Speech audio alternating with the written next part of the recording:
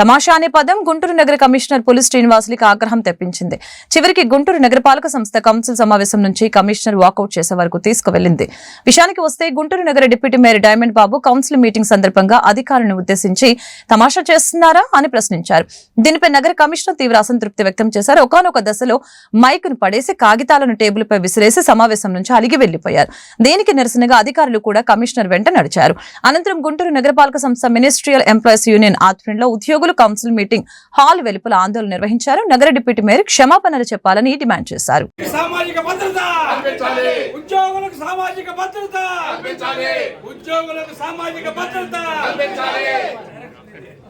క్షమాపణ చెప్పాలి deputy mayor commissioner గారికి, క్షమాపణ చెప్పాలి కమిషనర్ గారికి, డైమండ్ బాబు చెప్పాలి, డైమండ్ బాబు కమిషనర్ గారికి, క్షమాపణ చెప్పాలి డైమండ్ బాబు కమిషనర్ గారికి, చెప్పాలి డైమండ్ బాబు కమిషనర్ గారికి, చెప్పాలి డైమండ్ బాబు కమిషనర్ గారికి, చెప్పాలి డైమండ్ బాబు.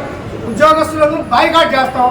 ఉద్యోగస్తులు లేకుండా ఏ ఆఫీసులు కూడా నడవన్న సంగతి పాత్రికేయ మిత్రులకి, ప్రజలకి అందరికీ తెలిసిన విషయమే.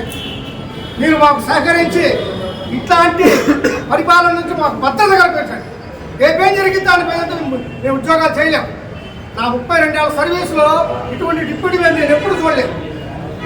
మేయర్లు కూడా ఎవరు ఉద్యోగస్తులను పర్సనల్గా పిలిచి బెదిరించడం దాఖలాలు కూడా లేవు.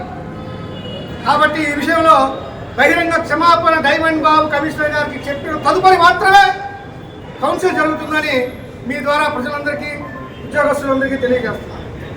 ఉద్యోగుల ఐక్యత,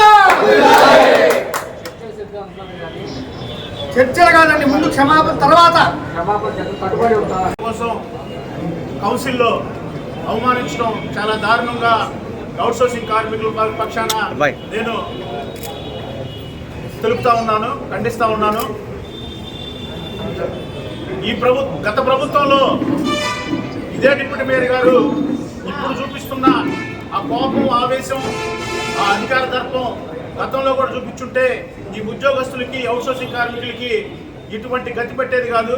ఆయన ఏ ఉద్యోగస్తుడి మీద, ఏ అవుట్సోర్సింగ్ ఉద్యోగుడి మీద ఎటువంటి ప్రేమ అభిమానాలు లేకుండా ఆయన నిరంకుశంగా పరిపాలించి గతంలో ఈరోజు ఏదో ప్రజలకు నేనేదో సేవ చేయబోతున్నాను, ఏదో మేమేదో